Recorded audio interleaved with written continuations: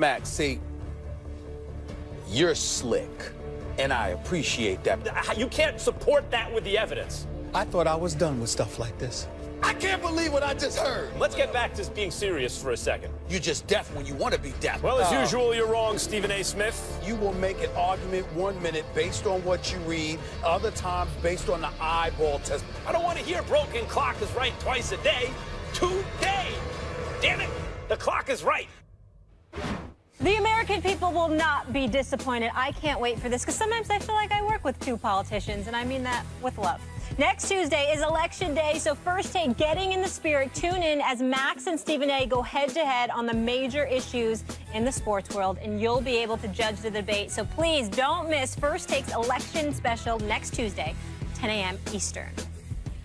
Meanwhile, a quarterback controversy in Dallas could be brewing as Tony Romo inches closer to being able to play, and Dez Bryant is impressed with what he's seeing from Romo. Quote, he was good. His passes looked like a little missile.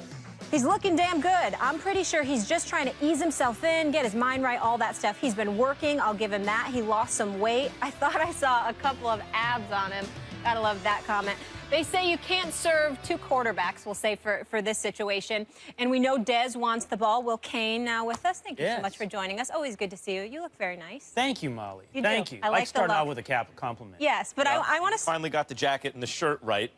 Don't you, let me tell you something. Okay. I was listening. I don't just button this part right Just here. focus on me. What, are you going to the Just club? focus on me. Okay. Going to the club. Let me just say Wait, I'm this. gonna actually That was hot. The way this show started, Yeah. that was hot. And if there's any risk of me appearing like I'm sort of here to get under Stephen A's skin, Stephen A. won that debate, Max. I mean, he slaughtered you. Absurd. I mean, do you want to see stars collide, or do you want to see stars align? That's a good line, Stephen A. That's a really good line, Max. This does not bode well for your argument, but go ahead. Sorry, buddy. Yeah. Sorry. Your powers of analysis. When I need your, I appreciate it, but when I need your approval, I will let you know. I knew, you know what, that was such a predictable retort coming from you. I knew it was going to happen. You can't accept a compliment even when it's deserved. Right. I think everything you say is predictable, but it's okay. Okay, enough of this I still respect the hell out of you. Go ahead. Stephen A., I want to start with you. You just heard Dez basically saying that Romo's throwing missiles. Do you think he should be saying this when Dak is currently a starting quarterback? I do not. I don't agree with that at all, simply because of the way Dak is flowing right now. I understand why Dez is saying it, because obviously the best years of his career have been with Tony Romo throwing him the ball. That's predictable. We understand that. But at the same time, Tony Romo hasn't played all year long. Dak has led this team to 6 consecutive victories. Obviously, it's a dicey situation for all involved to be in, for Dak Prescott to be in, for Tony Romo to be in, watching this young stud on the come up when he's 36 years old and has had about 3 or 4 back injuries over the last several years. It's a dicey situation for Jerry Jones because that's his adopted son. It's a dicey situation for Stephen Jones because he knows that Daddy Jones loves the adopted son that is Romo. It's not a comfortable situation for everybody to be in, and you opening your mouth highlighting how Tony Romo is looking may galvanize those Romo supporters and create somewhat of an uncomfortable environment for a young rookie in Dak Prescott who's done nothing to deserve anything but the greatest level of support that you could possibly muster simply because of the way that he has performed this year. So again, it's not a crime. It's not something that Dez Bryant should be excoriated for, but it is something that has you scratching your head and saying to yourself, I understand why you did it, because Tony Romo's your man, and you obviously look good when Tony Romo is on the field for you because he's proven that to you. But right now, the way things are flowing, why would you put this young kid, Dak Prescott, in that kind of situation, understanding how those words coming from you could be interpreted or misinterpreted? It wasn't cruel, but I just think it was unnecessary. No. This comment, first of all, is about as benign as it gets. Dez Bryant said what he said because he was asked what he was asked. If you're asked, hey, how's Tony Romo throwing it? What are you going to say? No comment? Or worse, like, oh, I don't know, he looks still a little injured to me. He answered the question that was asked, and he said, oh, he's showing a few abs and he's slinging missiles. It's about as benign as it can possibly get. And by the way, Dak Prescott isn't so fragile as to get his feelings hurt about whether or not Tony Romo is throwing missiles. This entire team isn't as fragile as Stephen A. Smith would have you believe that they are.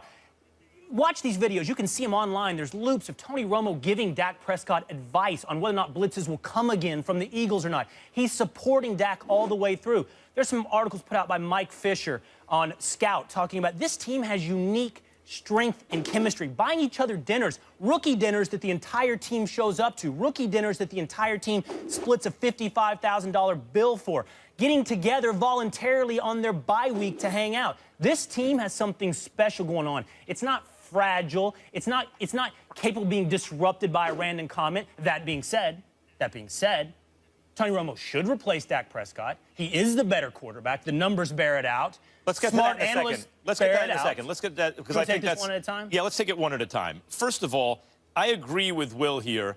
That's a good problem to have. They have two good quarterbacks, so that's not a problem even at all.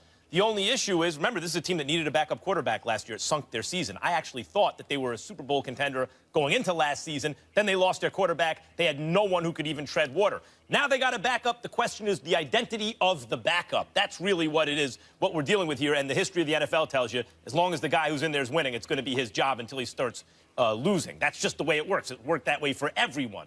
Kurt Warner, I always bring up, even when he was a reigning MVP, everyone, or an MVP in the recent past, everyone. If you look at what Dez said when asked, do you think Romo should start? Me and him, we good, but I don't know. It's a team game. In other words, why did Dez say what he said? But other than the fact that he was asked a direct question, because he needs to know to let his guy know. It's a personal relationship thing. His guy, Tony Romo, you're my man. I got you. I'm going to let everyone know how great I think you are. That's very different than going out and calling for your guy or doing something in the press that starts an argument about who should be starting. When push came to shove and he was asked, he laid back, said it's a team game. That's code word for if we're winning, everyone knows how this goes. It's going to be Dak. You know, I think you have to stop thinking about this Dallas Cowboys quarterback situation as though it's the New England Patriots revisited, as though it's Bledsoe and Brady revisited.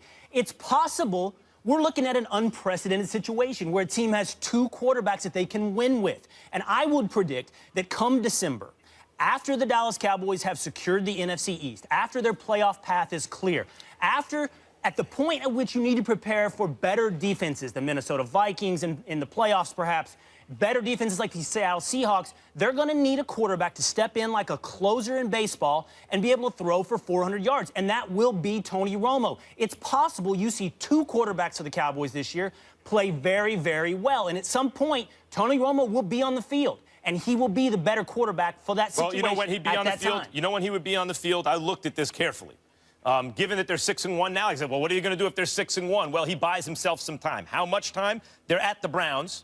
Let's call that a win. So you ain't replacing Dak, who, by the way, is could be third. A trap game. It could be, but he's third in the league in points added. Third in the league in points added. Like, it's not just in a mirage. He's a really good player. If they beat the Browns, whether or not it's a trap game, they'll be favored. Then they go to the Steelers. Then they get the Ravens at home. They'd have to lose 2 of those games. And Dak would have to play substandard in order for Romo to see the field at earliest Week 12 at home against Washington. That's the earliest, and only if they lose a couple of those games. I think it goes the other way as well, Max. If they win enough, you see Tony Romo. Oh. I think both of y'all are getting a bit too scientific with this. That's predictable. Here's the deal. 3 previous seasons before last year, Dez Bryant had over 1,000 receiving yards. Tony Romo was his quarterback, and obviously that 12-4 season when the catch that wasn't a catch that should have been a catch in Green Bay is something everyone still laments in Cowboy Nation. The flip side is that Dez Bryant got hurt early last year. He missed, 7 games, but essentially it was damn near the entire season because he was never healthy, and on top of it all, Tony Romo wasn't there. That's why he only had 401 receiving yards. And then this year, he's only played 4 games this year, and he's at 263. So you have to look at the agenda per se. He's a wide receiver. To some degree, he can be divish. For lack of a better word, he wants the ball. He wants an opportunity to shine. And when you look at a guy like Tony Romo who would facilitate that, we can understand where Dez Bryant is coming from. The problem with it is that in the best interest of the team? And I'm only saying that, Will, to literally throw that question at you. In all seriousness, regardless of what you think about Romo, the way things are flowing right now, And there's something to be said for chemistry and cohesion and how things are flowing in the moment. Whether you say something or whatever the case may be, no matter how benign it may appear, as a reporter for over 20 years, I can assure you there have been situations that appeared so benign just because of a quote. And then we would find out later on that it wasn't absorbed that way. And when you're dealing with divas, you can never summarily dismiss something as benign. I'm here to tell you that right now, Will, because there's usually more to it than that. And that's why I think that you should take Dez's comments. Again, he wasn't being malicious or he didn't have malintent.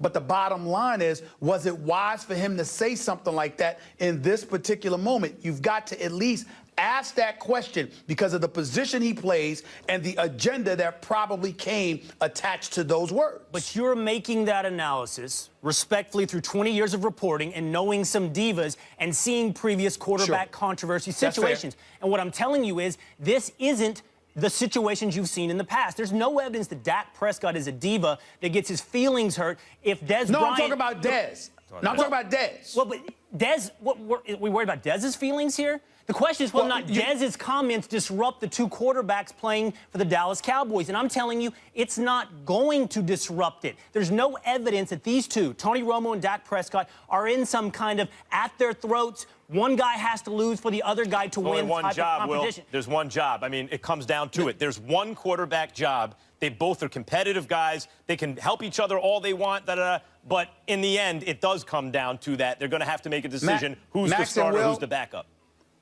Max and Will, you got to consider this, too. Yesterday, Max, was it yesterday or the day before we were talking about Terrell Owens, okay? Yesterday. We were talking about Terrell Owens in this situation. Not exactly, but Terrell Owens had issues with Tony Romo and ultimately Jason Witten because he felt... I'm sorry, Terrell Owens had issues with Romo and then Jason Witten because he ultimately felt like he was the odd man out. And they were prioritizing taking care of one another instead of looking out for him and making sure he got the ball and he was a game changer, so he wanted certain things. What I'm saying to you is when you're talking anything that involves a wide receiver, Will, is a delicate situation that you can never just look at and summarily dismiss. Because if you're out on the field, yeah, Dak Prescott may not be fragile and he may not be phased by that, but who's to say that Dez Bryant won't go back out on the field and when he's not getting the ball enough, he can't potentially become problematic because he's not satisfied with what Dak is doing when it comes to him. I think that's an interesting argument because I think it undercuts one of the arguments that many people make for keeping Dak in the game. The idea that Dak has the locker room. Well, if Dez is asking for Tony, if Dez wants Tony, and it's reasonable to assume Dez would perform better with Tony, that would kind of undercut the idea that the locker room is all for Dak. This debate boils down to this. On one hand, you got people like yourself arguing for chemistry and flowing, whatever that is. On the other hand, you got analysts saying Dak Prescott is leaving a lot on the field. Touchdown passes, 20-yard passes. And my rebuttal to you, and the reason why I'm in this camp, that Tony Romo would perform better with the Cowboys than Dak is because I don't believe a guy that's been in that locker room for 10 years, that's been playing with Jason Witten and Dez Bryant and all these guys for all these years, disrupts chemistry. I don't think he's lost that locker room. I think that locker room would be just happy with Tony Romo as well. If it ain't broke, don't fix it. It's the history of the league. I'll leave it at that. I'll leave it at that, but I will tell you, the brothers understand what flowing is, Will. I won't hold that against you. I do too. It's a word you use so that you're never held accountable for actual facts. All right. All right.